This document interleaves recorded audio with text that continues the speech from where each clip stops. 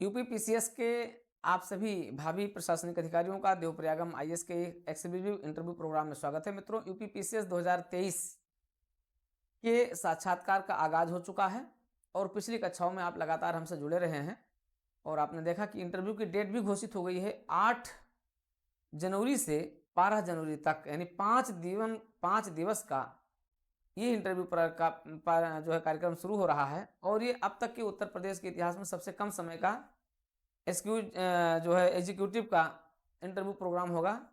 मात्र 5 दिनों में पूरे इंटरव्यू के सारे छात्रों का इंटरव्यू पूरा कर लिया जाएगा। अब आप जानते हैं कि 4 बोर्ड बनाया जाएगा और इन बोर्ड में पहली बार ऐसा हो रहा है कि इसमें 2-2 मेंबर्स बैठेंगे। एक 2-2 मेंबर का पैनल बनेगा, तो ये भी मतलब 2 मेंबर्स 2 सदस्य उसके अपने आप होंगे।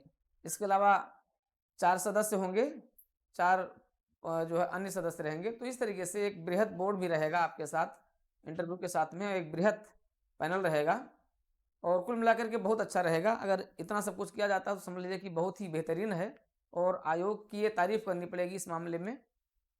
आपको एक बहुत ज़्यादा तो नहीं लेकिन एक इतना समय दिया जा रहा है कि इस इतने समय में आप अपना अच्छा प्रिपरेशन कर लेंगे और आपके इसी प्रिपरेशन के लिए देवप्रयागम आईएएस अकेडमी द्वारा बेहतरीन किया जा रहा है क्या आपके लिए एक इंटरव्यू का प्रोग्राम। जैसा कि जानते हैं 2008 से 2022 तक के इंटरव्यू प्रोग्राम से चयनित होने वाले 1-2 हज़ार नहीं कई हज़ार छात्र आप सभी हैं जो उसमें पूरे प्रदेश भर में अपनी बेहद सेवाएं दे रहे हैं। और ये तभी इसका अंदाज़ा हम तभी जान पाते हैं जब इंटरव्यू जैसे प्रोग्राम होते हैं और पता लगता है कि पूरे प्रदेश से आप सभी अधिकारियों का फ़ोन आ रहा है कि सर देखिए इतने लोग जा रहे हैं, इनको ज़रा देखिएगा।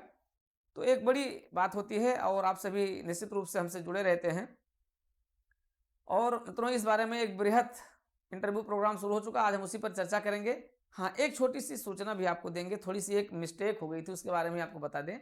जैसा आप जानते हैं, जैसा कि हम लोगों ने बताया था, थोड़ा सा मिस्टेक ये हुआ है कि जो आपका परिणाम आया है यूपी पीसीएस का, तो उसमें जो इंटरव्यू पोस्ट और नॉन इंटरव्यू पोस्ट थी उसमें थोड़ी सी मिस्टेक ये रही है। जैसे नॉन इंटरव्यू पोस्ट जो है उसमें थोड़ा सा भावना में आकर के आवेश, भावनात्मक लगाव के साथ थोड़ी सी बातें निकल गई थी, तो उसको थोड़ा सा देख लीजिए। जो नॉन इंटरव्यू पोस्ट है तो उसमें यह है कि जैसे मान लिया आपके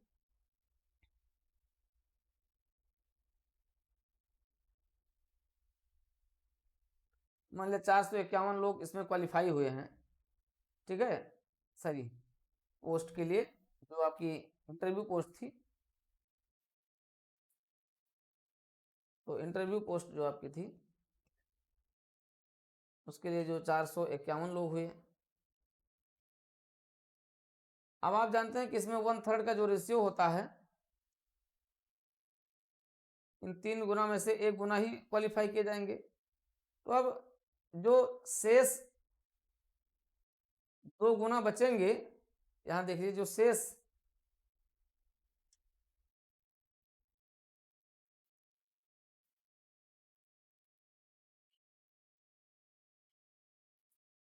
2 गुना जो बचेंगे,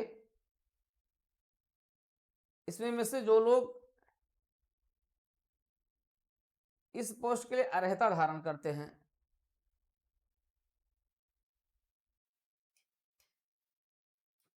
अर्हता धारण करते हैं, जैसे आपकी डिप्टी जेलर के लिए जो रहता है, जैसे हाइट हो गया और भी जो फिजिकल रहता है क्वालिफिकेशन है, उसको जो लोग धारण करते हैं, ठीक है, तो आपका 167 68 जो हाइट वगैरह है, जो आपकी वेट है, और भी जो है, जैसे मान लिया आपका डिप्टी जेलर के लिए हो गया, तो अब उसके लिए कुछ जो है स्पेशल पोस्ट है उनके लिए हो गया। तो अब इनके लिए जो लोग अर्हता धारण करेंगे, मान लिया इसमें से आपके 350 मतलब 300 लोग जो है जो बचेंगे, ठीक है। अब इन 300 लोगों में से जो लोग अर्हता धारण करते हैं, मान लिया इसमें में से 50 लोग ही धारण करते हैं, तो 50 सीट जो है वैकेंट चली जाएगी।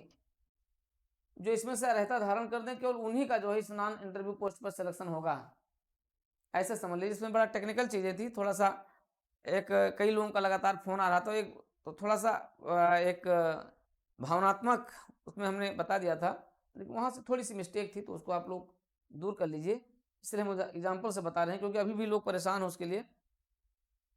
तो ये इसलिए मान लिया, अच्छा मान लिया अगर पूरे के पूरे हो गए, तो इन्हीं में से लोग हो जाएगा। अगर अर्हता पूरा नहीं करते हैं, तो वो पोस्ट अपने आप में रिक्त चली जाएगी, खाली चलाएगी, जैसा कि 2019 में भी हुआ था, उसके पहले भी हुआ था।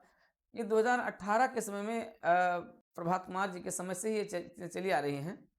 तो इस रूप में इन्हीं में से ही ये लोग चयनित किए जाएँगे, जितनी अर्हताएँ हैं। अर्थात जो नॉन क्वालि जो जिन लोगों का चयन नहीं हुआ है इस साक्षात्कार वाले पद में, इस पोस्ट पर 451 लोगों का जो नहीं हुआ है, वे लोग अब पुनः अपने मेंस और प्रीलिम्स की आगे की तैयारी के लिए लग जाएँ। ठीक है? क्योंकि इसमें कोई गुंजाइश नहीं है, भले ये सीट खाली चली जाए। हाँ, गुंजाइश ये है कि अगर इसमें में से अगर अर्हता नहीं धारण करते हैं और अगर उनको मौका दिया जाता है जो है पोस्ट के लिए, नॉन इंटरव्यू पोस्ट के लिए, ठीक है? और उसमें अगर वेटिंग लिस्ट का प्रावधान कर दिया जाए, ठीक है? अगर वेटिंग लिस्ट का प्रावधान कर दिया जाए,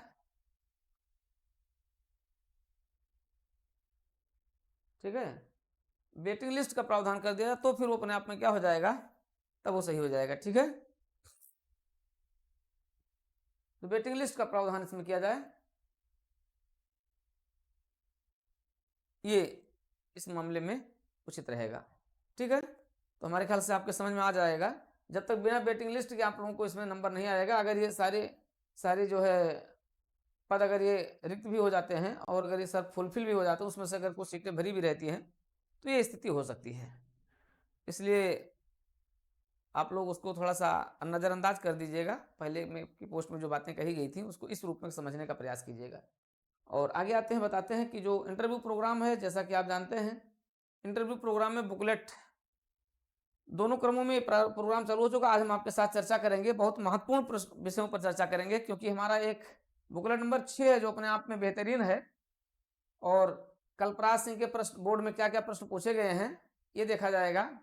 ठीक है, बहुत ही अच्छे प्रश्न हैं। सारे प्रश्नों का पूरा आपका देखा जाए, हरीश प्रताप सिंह ने क्या-क्या पूछा है, ठीक है, श्रीमती सविता अग्रवाल ने क्या-क्या पूछा है, राम जी मौर्य तो खैर अब रिटायर हो गए नहीं है, लेकिन फिलहाल उन्होंने क्या-क्या पूछा है, ठीक है, हरीश प्रताप सिंह उन्होंने क्या पूछा है, फिर कल्पराज सिंह ने क्या-क्या पूछा है, अब देखेंगे श्रीमती सविता अग्रवाल इन्होंने क्या-क्या पूछा है, ठीक है, त्रिपाठी जी ने क्या-क्या क्वेश्चन पूछे हैं, कल्पराज ने क्या-क्या क्वेश्चन पूछे हैं।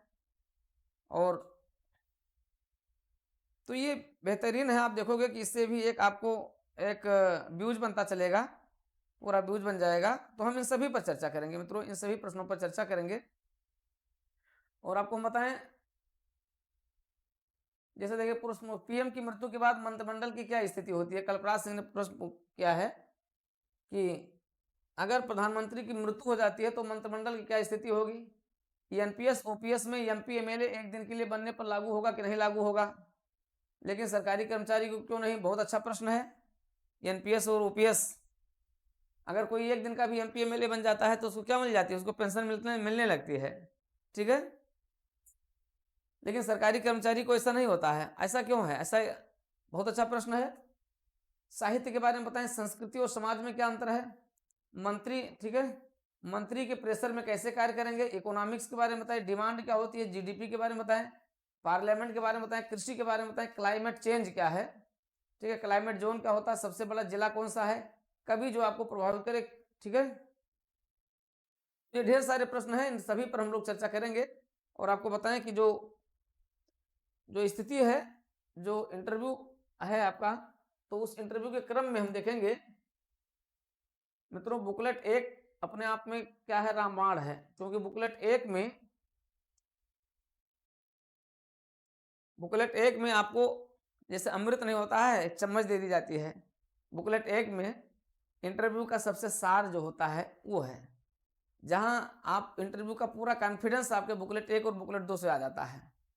तो बुकलेट एक में प्रश्न है, उसी पर हम चर्चा करते हैं। जैसे पूछा गया है, पूछ लिया गया, बिल्कुल सरल प्रश्न पूछा गया है, आप बताइए हिंदी महीनों के नाम बताइए। बिल्कुल सरल सरल प्रश्न है, ठीक है।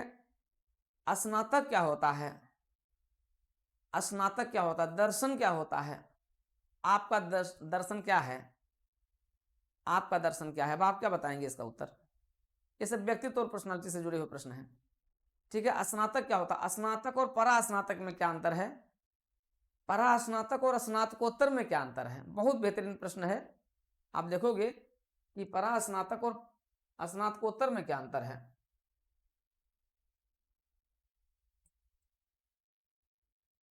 परास्नातक और स्नातकोत्तर में क्या अंतर है।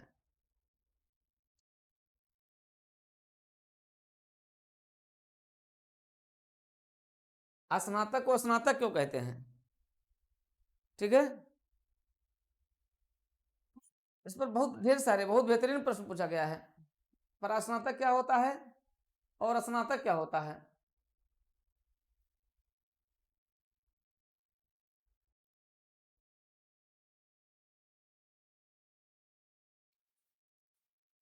एक लाइन में अगर आपको बताना हो तो आप क्या बताएंगे, आप क्या बताएंगे कि स्नातक क्या होता है। ठीक है, तो स्नातक किसे कहते हैं, स्नातक होता है वो जहां शिक्षा की पूर्णता की घोषणा की जाती है। जब शिक्षा पूर्ण हो जाती है, अर्थात जो एक सामान्य शिक्षा व्यक्ति की होनी चाहिए वो क्या होती है, सामान्य शिक्षा के लिए स्नातक आ जाता है। इसलिए आपके यूपीएससी हो गया, यूपीपीएससी हो गया, जितने भी आपके आयोग हैं, ये सामान्य रहता क्या रखते हैं, स्नातक रखते हैं, क्योंकि वो शिक्षा की पूर्णता होती है। लेकिन इसका अर्थ क्या होता है, स्नातक बराबर स्नान तक। प्राचीन गुरुकुल परंपरा में, प्राचीन गुरुकुल परंपरा में क्या किया जाता था, जो गुरुकुल में पढ़ते थे छात्र, उनके शिक्षा की पूर्णता की घोषणा की जाती थी। और जब आचार्य द्वारा उनकी शिक्षा की पूर्णता की घोषणा की जाती थी, उसको क्या कहते थे कि ये भी स्नातक हो गए। कहा गया ना कि गुरु गृह पढ़न गए रघुराई, अल्पकाल विद्या सब पाई। तो सारी विद्या जब पा गए तो उनको स्नातक कह दिया गया। ठीक है, जब विद्या के प्राप्त होने की घोषणा की जाती थी, और तब आचार्य द्वारा क्या किया जाता था, स्नान कराने के पश्चात उनके अभिभावकों की उपस्थिति में और किसी विशिष्ट गुरु की उपस्थिति में इस शिक्षा की पूर्णता की घोषणा की जाती थी, उसको स्नातक कहते हैं। आज भी क्या होता है, दीक्षांत समारोह होता है। दीक्षांत का मतलब क्या हो गया, दीक्षा का अंत, अर्थात जो आपको शिक्षा दीक्षा दी जा रही थी, अब ये डिग्री दे करके, उपाधि प्रदान करके आपकी ये शिक्षा दीक्षा पूर्ण हुई। ठीक है, दीक्षांत होता है, इसलिए उसको दीक्षा का अंत, दीक्षांत समारोह कहा जाता है। कौन जाता है, जो उसका प्रमुख होता है, शैक्षणिक प्रमुख होता है, या आपका हेड होता है, राज्य का प्रमुख होता है, राष्ट्र का प्रमुख होता है, उसको इस रूप में आमंत्रित किया जाता है। ठीक है, आपके राष्ट्रपति हो गए, उपराष्ट्रपति हो गए, या फिर राज्यपाल हो गए, ये सब आपके दीक्षांत समारोह में जाते हैं। ठीक है, तो इस तरीके से ये बेहतरीन प्रश्न यहाँ से पूछे जाते हैं। आप ध्यान रखिए कि बुकलेट एक आपके लिए क्या है, रामबाण है। बुकलेट एक में आपको सब कुछ है। स्नातक और परास्नातक के बीच का अंतर है।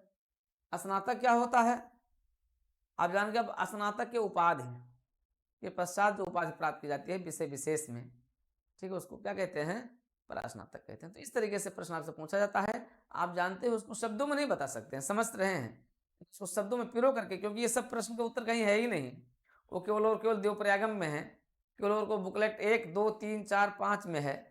बुकलेट 6 में तो आपके प्रश्न दिए गए हैं। जैसे कि प्रश्न है, आपने देखा कि अगर प्रधानमंत्री की अगर मृत्यु हो जाती है तो क्या होगा। आप जानते हैं कि संसदीय शासन प्रणाली में प्रधानमंत्री क्या होता है, प्रधानमंत्री सरकार का हेड होता है, मंत्रिमंडल का प्रमुख होता है। जैसे ही प्रधानमंत्री की मृत्यु होगी, वैसे ही पूरी मंत्रिपरिषद क्या हो जाएगी, स्वतः समाप्त हो जाएगी, स्वतः विघटित हो जाएगी। जैसे इंदिरा गांधी की मृत्यु हो गई ना, जब श्रीमती इंदिरा गांधी की मृत्यु हो गई थी, तो उनकी जो कैबिनेट थी वो क्या होगी, वो स्वतः समाप्त हो गई थी। कैबिनेट के स्वतः समाप्त हो जाने की घोषणा कर दी गई थी। ठीक है, तो ये होता है। ठीक,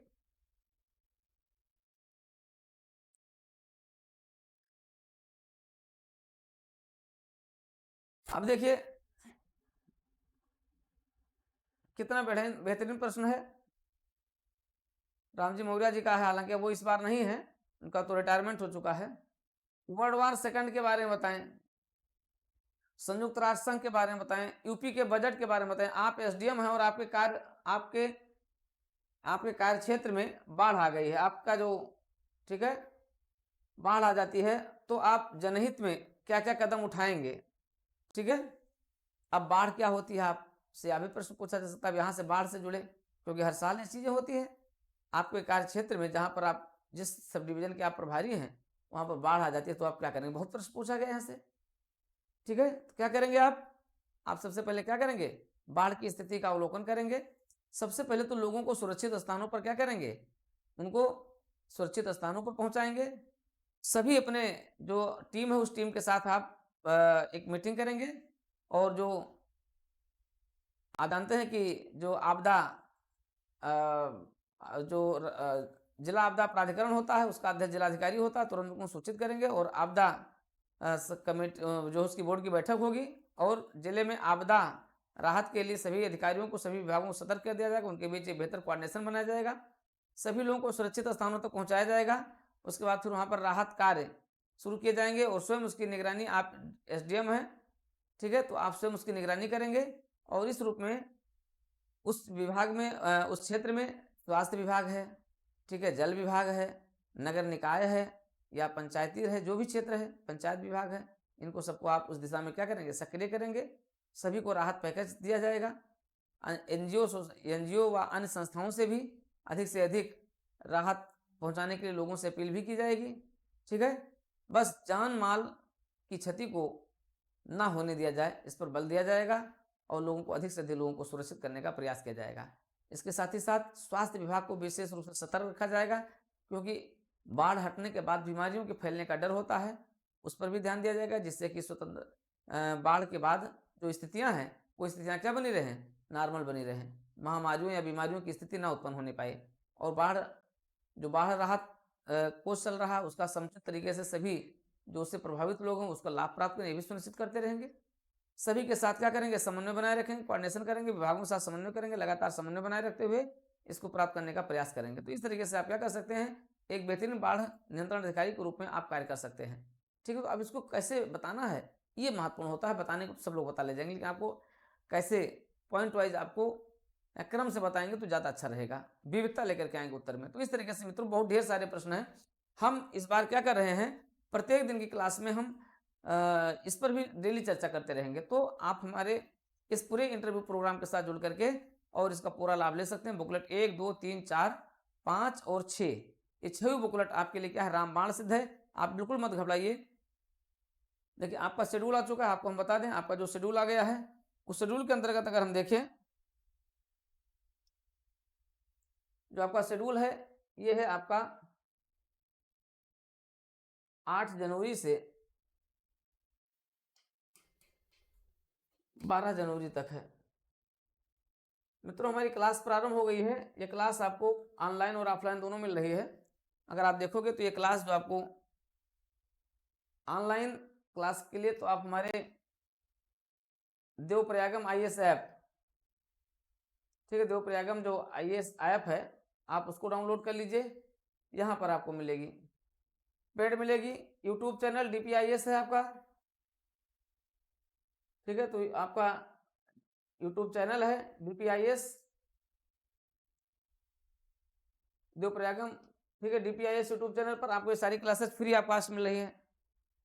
आप देख रहे हैं डीपीआईएस, इसलिए यूट्यूब चैनल के साथ जुड़े। यूट्यूब चैनल को आप सब्सक्राइब करेंगे तो आपको बहुत लाभ प्राप्त होगा। सारे क्वेश्चन आपको यूट्यूब पर आपको दिए जाएंगे। यूट्यूब पर सारे प्रश्नों पर आपके साथ चर्चा करते रहेंगे।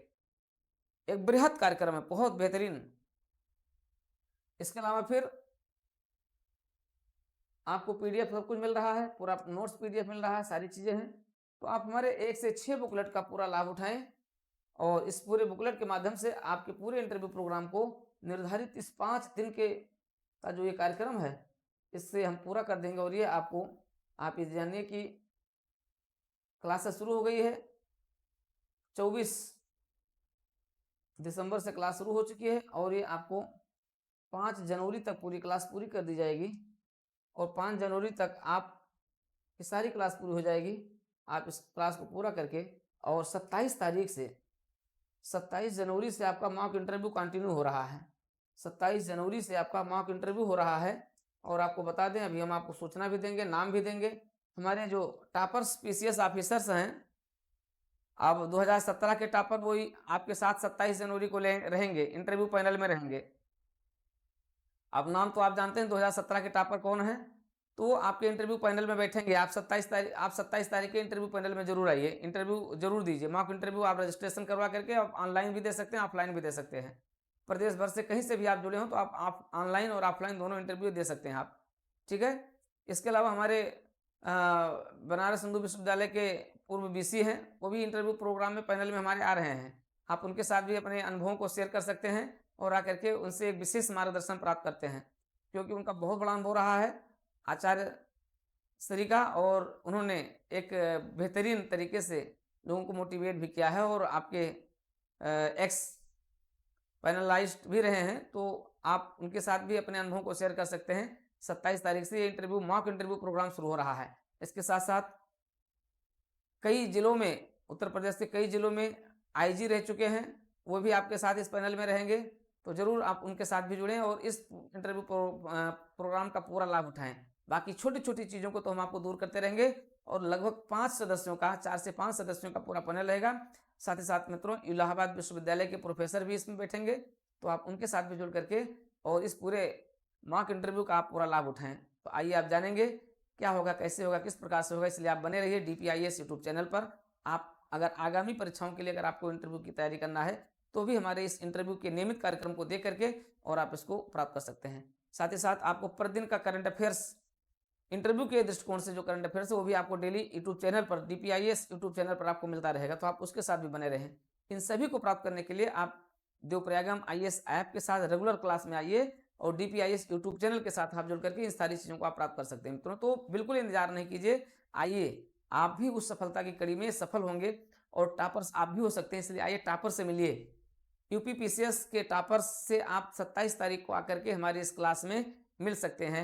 आइए मिलिए और अनुभव प्राप्त कीजिए इस टॉप इंटरव्यू प्रोग्राम का, जो भारतवर्ष का अकेला प्रोग्राम, पूरे भारतवर्ष का अकेला इंटरव्यू प्रोग्राम है, जहां पर क्लास के साथ साथ आपको मॉक इंटरव्यू सिखाया जाता है। लोग मॉक इंटरव्यू 1 और 2 करा करके आपकी सफलता का श्रेय लेते हैं। हम पूरा मॉक इंटरव्यू कराते हैं, आपकी पूरी क्लास कराते हैं, फिर भी हम सफलता का श्रेय कभी नहीं बैनर पोस्टर के माध्यम से चिपका कर लेते हैं। हाँ, बस आपका नाम हम जरूर रोशन कर देते हैं कि हाँ आप आइए, देखिए आप हमारे साथ जुड़े रहे हैं। तो मात्र उस दृष्टिकोण से नहीं कि हम बच्चों को लुभा करके करें मित्रों, यहाँ पर ओरिजिनल काम होता है। तो आप आइए, देखिए कि क्या क्या कमियां आपके अंदर हैं। बहुत बार ऐसा हुआ होगा कि आपके इंटरव्यू में प्रश्न आपने सब कुछ बता दिया होगा, फिर भी आपको नंबर नहीं मिला। क्यों नहीं मिला? जाने, कभी जानने का प्रयास किए हैं? नहीं जानने का प्रयास है तो आइए हमारे इस इंटरव्यू प्रोग्राम के साथ जुड़िए और जानिए कि सारे प्रश्नों का उत्तर बताने के बाद भी आपको इंटरव्यूअर ने नंबर क्यों नहीं दिया, आखिर उसका कारण क्या है। इन सभी को जानने के लिए मित्रों आइए DPIS देवप्रयागम IAS के exclusive interview, super hit interview programme में जुड़िए, जो पिछले 20 सालों से प्रदेश भर में सबसे अधिक सफलता दी गई है और पूरा प्रदेश इस समय हमारे इन अधिकारियों के माध्यम से राज्य सरकार को अपनी सेवाएं दे रहा है। उत्तर प्रदेश को उत्तम प्रदेश बनाने की दिशा में हमारे अधिकारी जी जान से लगे हुए हैं। इन सभी का भी आपको मार्गदर्शन मिलता रहा है और मिलता रहेगा, और सजेशन भी आपको ये लोग दे ही रहे हैं।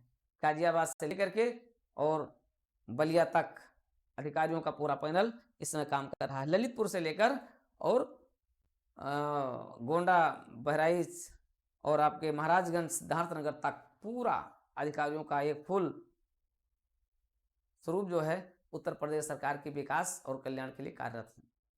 इन्हीं अधिकारियों के साथ आपको भी जुड़ना है। आइए आप जरूर जुड़िए इस इंटरव्यू के भव्य प्रोग्राम में।